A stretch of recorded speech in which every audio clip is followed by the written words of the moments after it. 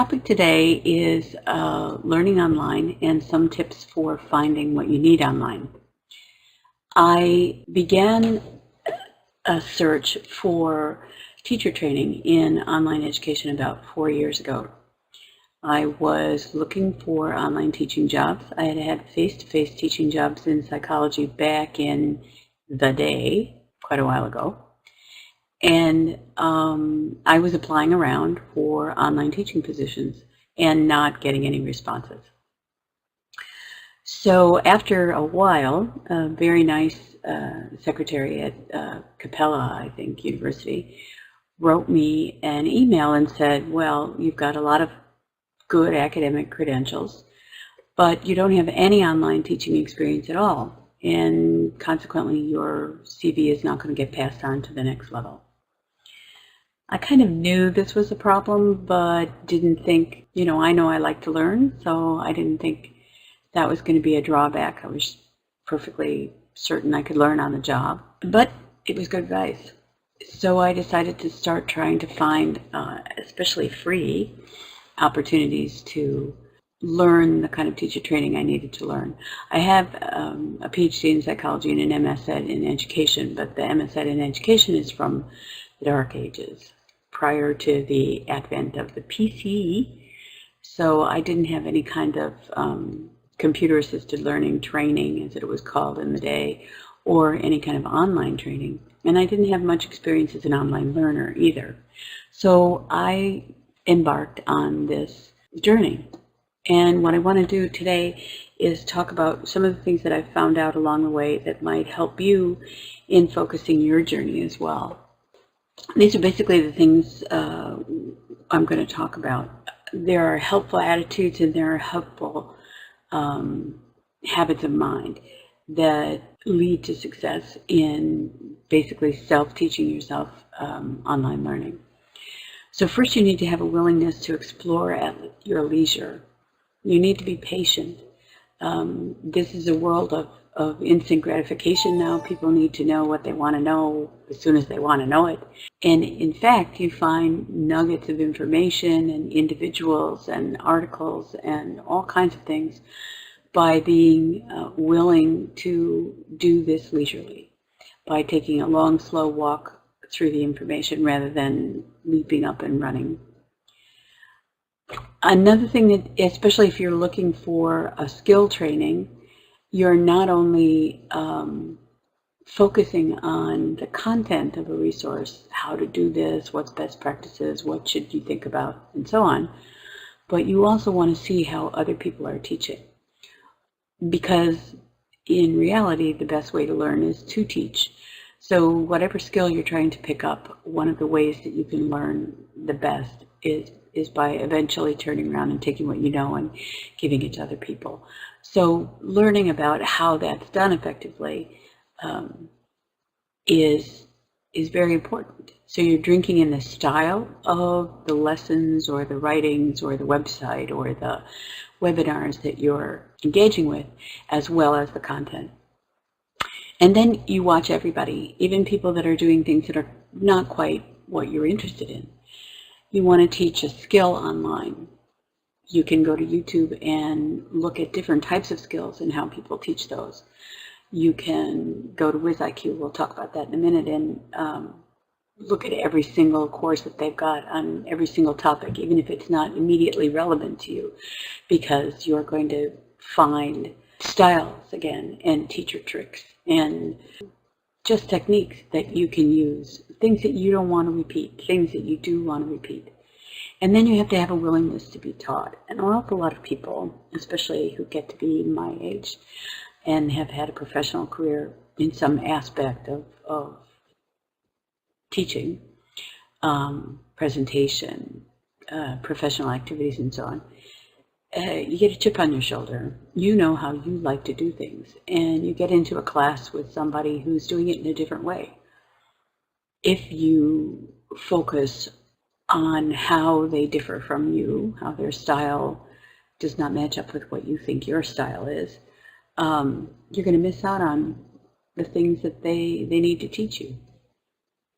You can learn, just like in art, you can learn as much from an old master as you can from a primitive painting.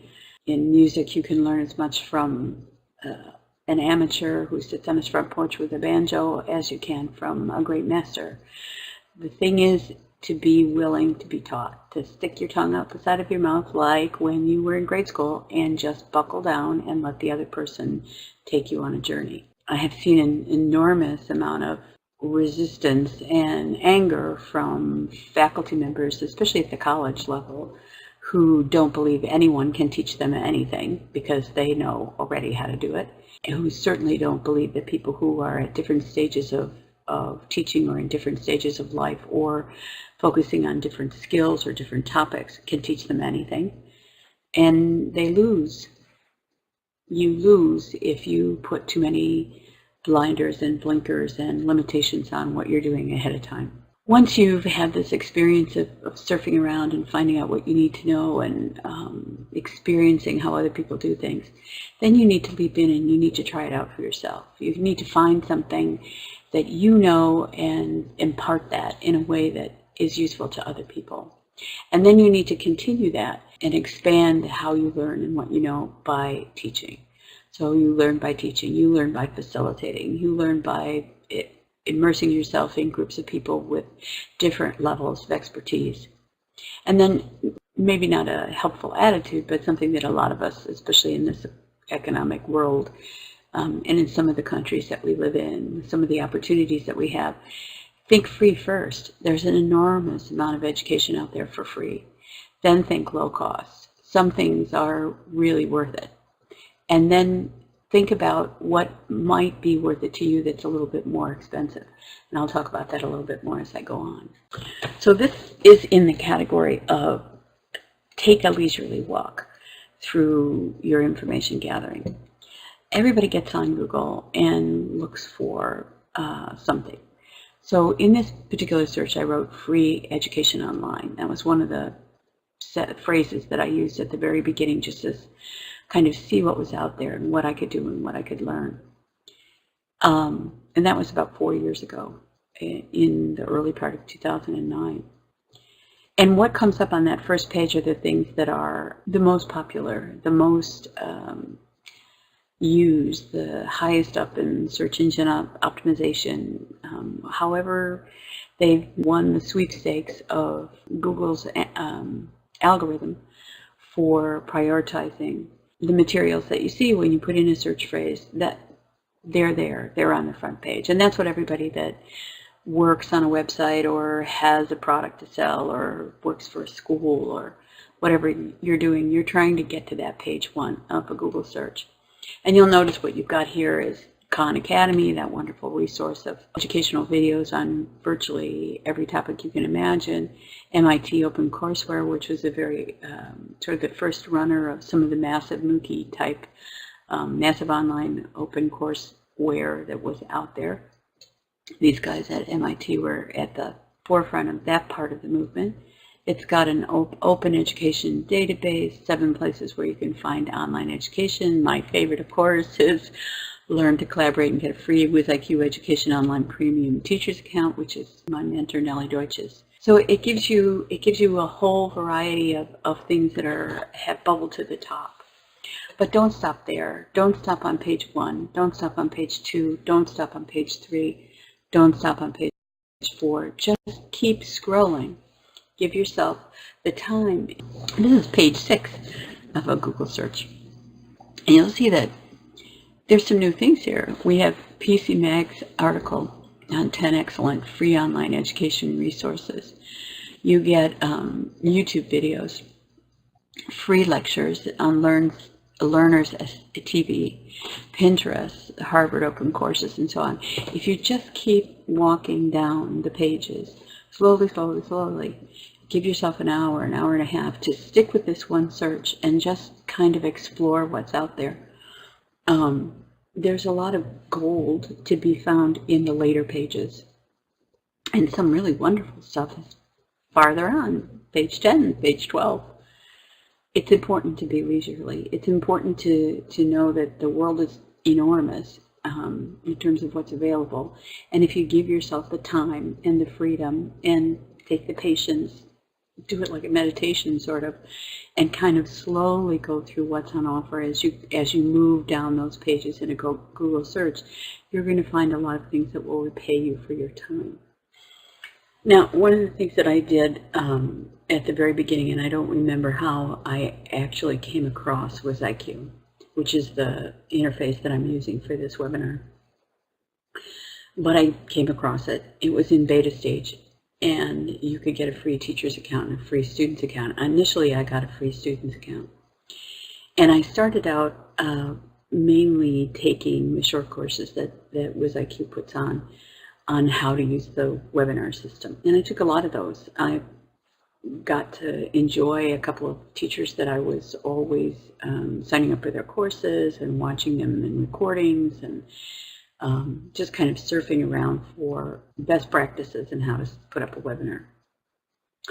Then I started to sample just whatever was out there. I would click on free courses, free classes at that time, and just look at the list, leave it without any kind of filter, without any limitation in terms of the searching, but just take a look and see what was there.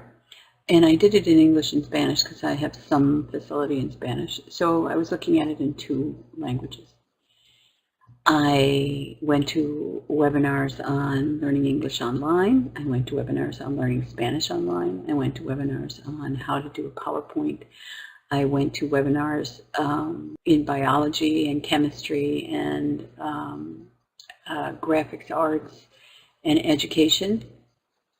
Some of the webinars were brilliantly done. The speaker was engaging. The management of the classroom framework was really deft and well done, and the interaction in the chat box with attendees and all that. Brilliant, brilliant, just brilliant. And enjoyed getting to know people from all over Asia and Africa and Europe and different countries from my own in the chat, and learning that there are some really wonderful little tricks that you can do at the very beginning if you're doing a webinar to make the class feel connected. Have everybody say where they're from. Have everybody say what they can see outside their window. Get as many people as have headsets and audio and video to get on and be seen. Allow a back channel of chat that has nothing to do with the topic. People saying hello to each other and recognizing each other from other webinars and so on, being patient with that kind of back channel interaction. And people that just did a really good job. And then there were some big stinkers. There were people who didn't show up. There were people who showed up and you were on the front page of your webinar, and maybe there were another 10 or 15 people in the class with you, and suddenly the guy in front of the webcam disappeared and you didn't see him for 15 minutes. I left at least 3 classes for some species of that particular problem. One was really funny. The phone rang and the guy got up and went off camera to answer the phone, and we heard at least 8 minutes of a conversation between him and his girlfriend about what they were going to do that night, and then back he came and started the class, by which time there were about 3 of us left. You see animals leaping into the frame, you see children running through the frame, you hear wind coming through the window, there are all these kinds of unexpected things that happen. That really are no fault of the speaker, and it just gives you some information about how you should set up the room that you're going to record in, and also helps you be patient with a just good enough type of delivery system, that you don't have to have BBC or CBS or Canadian Broadcasting level of production values to be doing something useful. So there's this huge value in watching a little bit of everything and seeing how people teach skills, how they teach not so complicated intellectual topics or academic topics, how they teach very practical matters. So you see a range of levels of teaching and a range of levels of ability and also interactional skills. And then WizIQ also has conferences.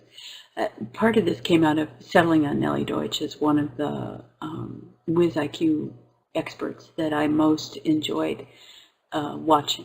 And I watched a lot of things that had to do with her Moodle for Teachers. I wasn't in those courses. I wasn't taking those courses. I was still sort of trying to find what would be cheap, what would be a great way for me to be able to teach online, to get some experience without having to spend money that I didn't have. And Connecting Online 2009 was a very important conference for me. Oh, Connecting Online 2010, 2011, 2012, 2013. Whenever it started, I don't remember. It could have been 2010, might have been the first one, but that was very interesting because Nellie would put together these conferences, and I recommend Connecting Online 2014 that'll take place next February. You would see lawyers who were doing training for their offices. You would see grade school teachers. You'd see vice principals who'd set up a particular kind of community repository of information using Moodle and so on.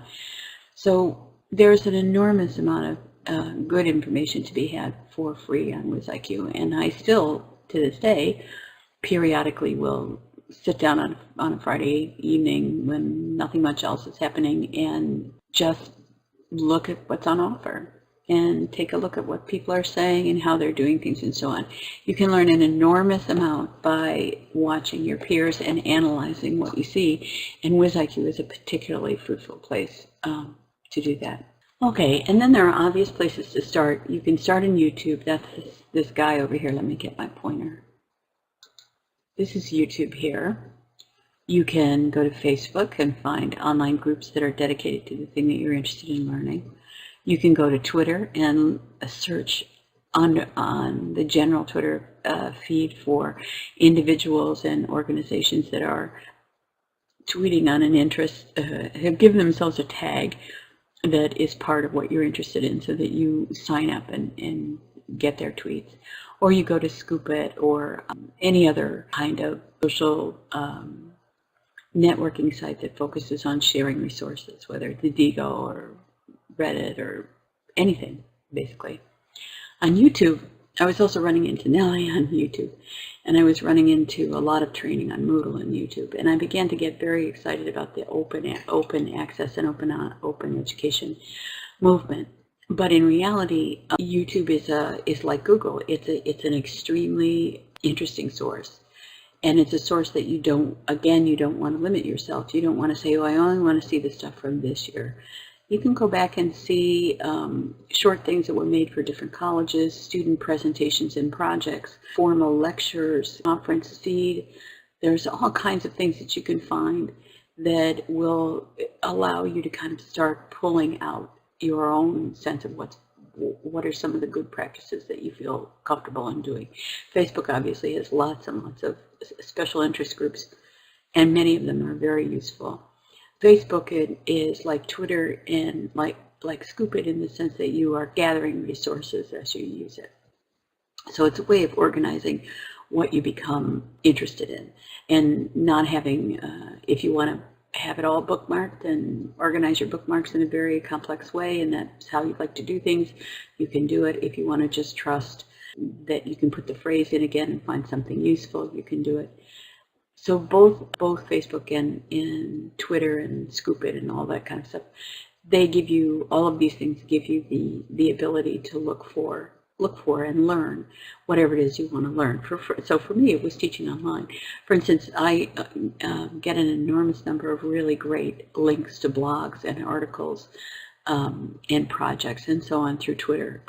I don't use Twitter very much for my family. I use it a little bit for entertainment purposes. I confess I follow virtually every actor who's ever been on Star Trek. But I also follow the U.S. Distant Learning Association, Sloan Consortium, Merlot, U.S. Department of Ed, Shambles Guru, who's an avatar in the virtual world, Second Life, who's a very, very, very up on technology for teachers. A whole variety of Rebranded, which is a graduate of Full Sail University's MS Ed in education, who has some really wonderful links on education. And on Scoop It, I follow a number of people who are posting on things that are of interest to me: higher education, online education, and all that stuff. So those are the obvious places to start. These are the ones that are like the national television channel, in a sense that this is where you go for your information, sort of without even thinking about it these days. But then there's a number of really not so obvious places to start that are extremely useful, and many of them are the websites of the various technologies. Mostly everybody from present.me to screener to screencast.com to Prezi, you name it, and Adobe Connect Pro, even things that are way beyond the financial ability of an individual teacher to afford. All of these sites have resources. And places like Screener and Screencast-O-Matic and Present.me and Prezi are also social sites. So you get and SlideShare is like that as well. SlideShark is like that. You get an account. You can get a free account in many of these. You can get a very low-cost pro account in many of these. And you start surfing the public stream. The surfing the public stream is really useful in the sense that you see what other people are doing with that particular technology, and you watch how they use it for their particular areas. And some of it is kind of mind-boggling. It's kind of amazing. One of the, I think it was on Screener in the public stream. It could have been on Present.me.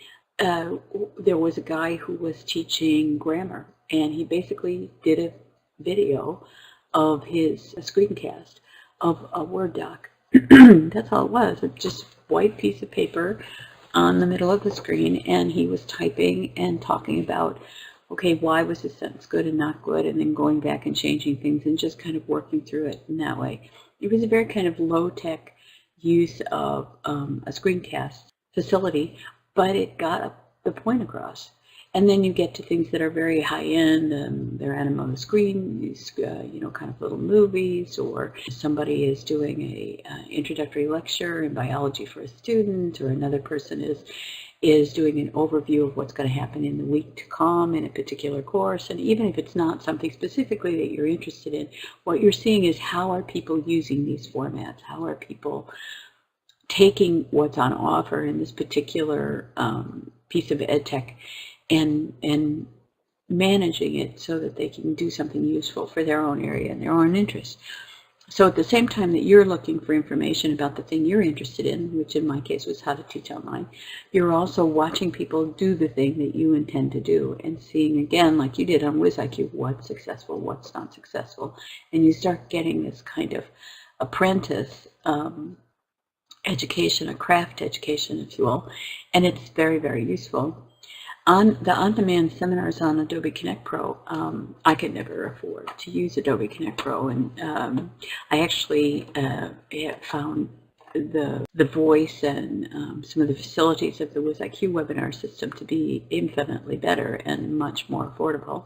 But one of the things that's really interesting is because Adobe Connect Pro is trying to sell a product, they have put together on-demand seminars that show how businesses and universities and grade schools and IT departments and so on use their particular piece of technology, their webinar system and its various features, to accomplish a variety of different goals. This is really interesting, and it's really informative, and it gives you a lot of ideas.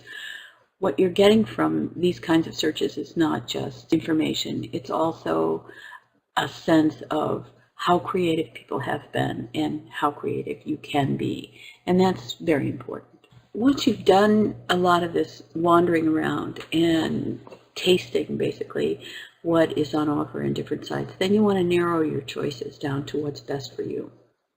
In my case, I became involved with integrating technology for active lifelong learning, which is Nellie Deutsch's teaching project.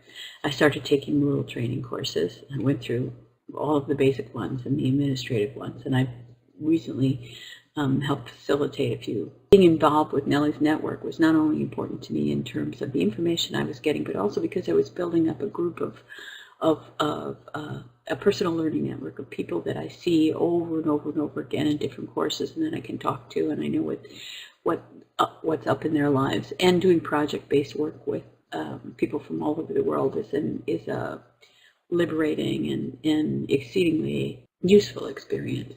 I narrowed in on WizIQ on Nellie and a couple of other teachers and just started signing up for everything that she was doing and everything that we're doing, but that were more within my interests. On academic writing, or she did one on how to present materials online, or she did one that was connected to Moodle training, then I would sign up for that.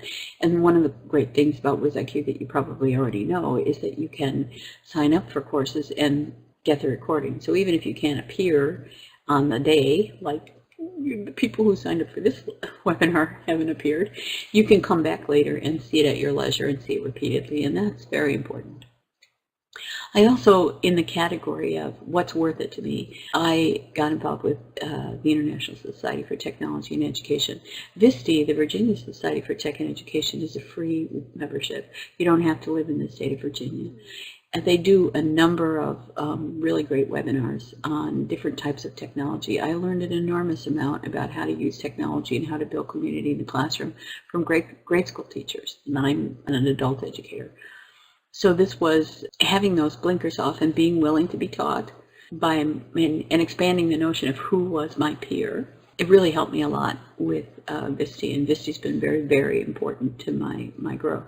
Mostly, even more important though, has been the International Society for Technology and Education, stepping aside from integrating technology for active lifelong learning. That's probably the primary thing, and WizIQ the primary thing.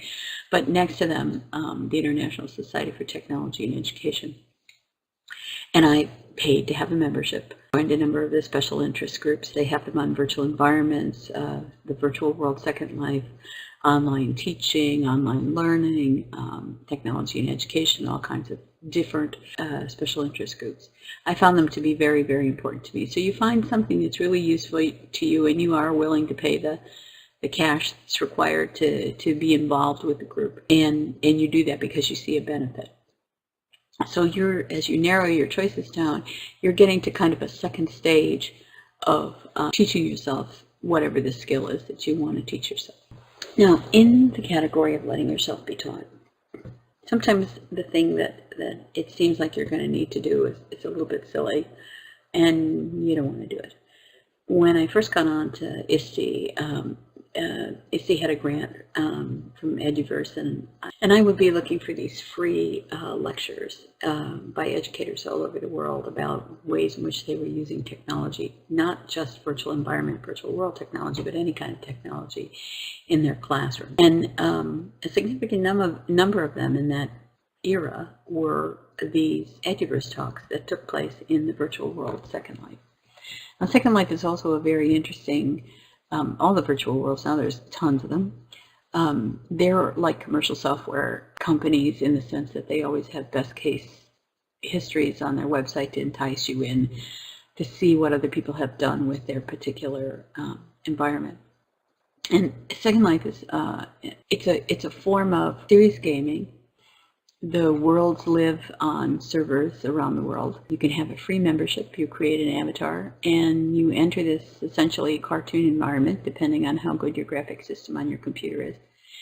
And the unique thing about Second Life and the open sim worlds, and what sets them out from a regular packaged, commercially presented computer game, is that the content that you see is resident driven. That means that the people that have memberships are building, they're putting up an art display, they're making a museum to their favorite topic, they're learning how to make doors on buildings, and they're playing around with what they can wear, they're going to conferences and conventions and joining special interest groups and doing all kinds of things internationally, because even though you're kind of in your time frame, Americans tend to be on Second Life at a different time frame than people from Australia are, for instance, or people from Latvia or Ukraine or from Africa, etc. So even with those, and then your language group, many different language groups. And there's a little universal translator that you can carry around with you that can give you a kind of a semblance of what people are saying to you. But everything that you see and everything you walk through and all the events that you take part in have been put together by the residents that are there. at first I didn't think this was such a great idea, and every time I would come, see an announcement for a talk, I'd think, oh, I want to see that person. I want to see that person talk about what they're doing at that school in Massachusetts. It sounds fascinating, and then I would click and discover, oh, it's in Second Life. So it took me about 3 or 4 months, even though I'm kind of a gamer. I mean, I'm not a big gamer, but I have played Civilization for years and used to play SimCity and so on. It just the idea of making an avatar and wandering around and just didn't appeal to me. Well, finally, I just got tired of missing out on what looked like some really amazing talks and wanting to be in that environment in real time. And I took the plunge and I created an avatar, and I took my little self into one of these auditoriums at the International Society for Tech and Education's island at that time, and stood up because I couldn't figure out how to sit down until somebody told me how to sit down, and heard a fantastic talk. And then I started to go repeatedly and pay attention to their schedules, put it in my Google Calendar so I didn't miss it. Found the Virginia Society for Tech and Ed, same thing. The Virtual World Education Roundtable, same thing. Real Life Education in Second Life, one of the groups. I just got involved in all these groups, and I had a Google Calendar full of, kind of appointment TV, in a sense, appointment Second Life. And I started going to these things. Now this expanded not only my education, but it was also expanding my personal learning network, because I was meeting people actually in higher education or in my boat or in something similar from around the world, and beginning to make friendships and learn more about what they were doing and defining more what I needed to be doing. So then that next step is to let yourself take that first leap. So in I went, and I made an avatar, and this lady over here with this weird hair and the little brown suit. That was kind of the generic avatar at the time. And I went to a conference in my little brown suit and my little generic hair in the first couple of weeks that I was in Second Life, and heard some really great speakers. So she's being brave. And this is actually my avatar. So I'd been in World probably about 4 months at that point. I got in June of 2009, and in September, October of 2009, I attended an SL Actions conference. Now these are expensive conferences, but it was one of those things that I felt was of value for me. And they're higher education people from all over the world talking about how they've utilized virtual environments to teach different concepts and to provide simulations for students. And it was a very exciting kind of a conference, and I really enjoyed attending it. And I attended several other conferences similarly. And then in this one, a bunch of all these avatars, remember, are grade school and high school and college teachers from all over the world. This guy right here is a science teacher in Arizona. And this guy is he's an IT guy in Connecticut. So there's people all over in here from Virginia and everywhere, and that's me again. So I got involved with the International Society for Technology and Education inside of Second Life. They're also in Joycadia, which is another grid, and they were in Reaction Grid for a while, another grid, another one of these virtual environments. They have members that are in Atlantis, which is another virtual environment, or in World of Warcraft. You'd be amazed at how many educators actually have made serious use of World of Warcraft. And I became a member, and I started going to the socials. They would have lectures every week or so, and then they would also have socials where you just came and you did something fun. You had a party, you had a picnic, you had a dance. This is a dance. And you got to know people. And when there was downtime, your avatar was sitting at a picnic table and you were discussing, so what's going on at your school, and how are you being impacted by the budget cuts, and what about your teacher training, and so on. So you can learn an enormous amount of stuff. And then I took the plunge even further, and I got very involved and became a docent, and started to volunteer with the ISTE social committee. Now, ISTE has kind of pulled back from Second Life because there's so many virtual worlds and virtual environments and different ways of teaching and so on, that now the ISTE work inside of Second Life is in the hands of the Special Interest Group for Virtual Environments, SIGVI. So ISTE SIGVI now manages all these things. And now I'm part of the team that puts together the socials for ISTE SIGVI. Leaping in also meant that I was a resident and I needed to learn to build stuff. So this particular dance was a 1950s thing that I put together with a group of my friends, and I started to build things like this little, you can't see it very well, but this little thing at the back here is like a backdrop for the dance floor. This is the dance floor, and this big ball up here is the repository of the animations for dancing. And that's what everybody's doing, and you can have pipe music through and so on. But this board in the back is a 1950s decoration with little, I found all these little album covers and that kind of stuff, and kind of pasted it all up on this big old board, and we had that as our backdrop. And so this is me, a later version of my avatar in my poodle skirt outfit, which I didn't make, I bought.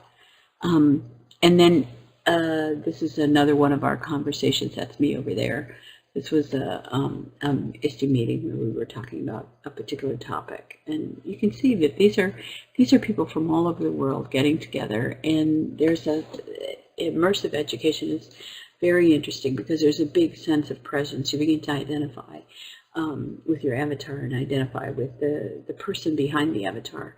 And there's some wonderful benefits in terms of your own identity, and also in terms of being able to see people who are different and hear what they have to say and not be stopped by how different they might appear. I once went to a lecture by an IT guy for the Spanish Medical Association who was a centaur with flames coming out of his ears, and he gave a conventional talk about their activities in Second Life, and I heard it. It took a while to get past the centaur and the flames, but you hear it, and you find that that has an impact on how tolerant you are of other people in real life as well.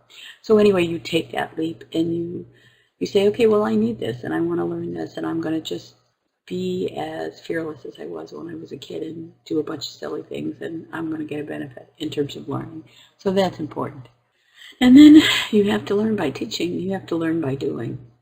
So what I have here is, this is my screener feed, the things that I've uploaded onto the public stream of Screener. And they're everything from skill tutorials, how to set up a quiz in Moodle, how to create community in an online class, to a little travelogue of builds in Second Life that I thought would be interesting for people to see. This is Present.me, and I've used Present.me quite a lot, and I like it for actually for this purpose, giving a lecture that doesn't have any attendees in real time. And it's a very simple thing to do. It's one of my favorite public streams for going and learning how other people are using the facility in their classrooms and getting tips and so on. And the public stream there I have contributed to. So that's another thing. So this one must be YouTube, I think. This one up here is my YouTube upload. So I started a YouTube channel, and some of these are pretty rough, but they're, they're my attempts to use the technology and practice using the technology in a way that's useful for the classes I teach. And then this is the screener feed, and you can see that they're all talking about it. Atlantic University is a little small, but this is a place that I used to work in, so these were things that I developed for the faculty there when I was doing the professional development. And then blog. Everybody can blog. 5-year-olds are blogging, 6-year-olds are blogging, 10-year-olds are blogging. Blogging is a really good way to pull things together, just like Scoop.it is, and Diigo and so on. You just learn something and you put it out there in case somebody else learns it. For instance, recently I've been interested, periodically in my life I get interested in weaving again. And I was out on YouTube a couple of nights ago looking for weaving, and I found a woman that I don't know if she has a shop or what, or she just has skills, but sitting in her living room showing people how to do these things.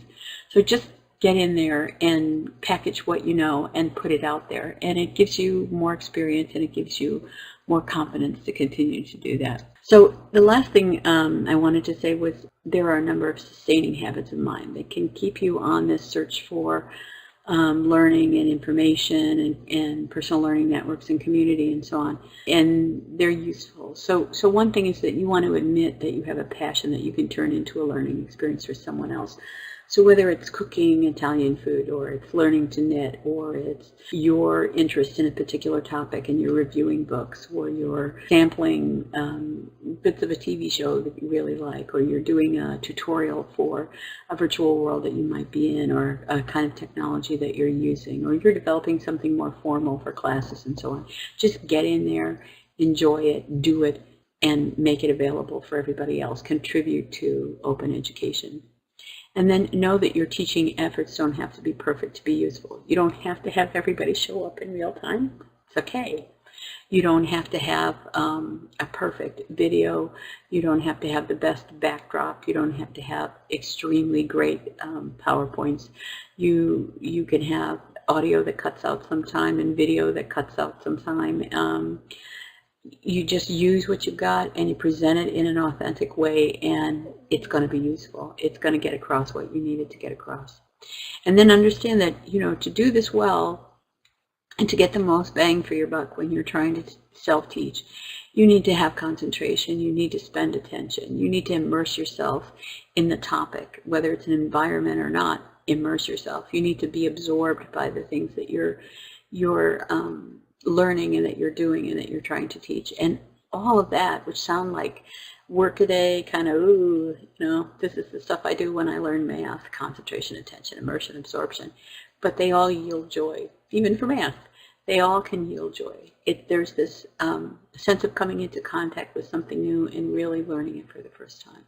And then one of the biggest things is that you develop a community of friends and colleagues, and you make that journey even more worthwhile by having this group of fellow travelers that you wander along with.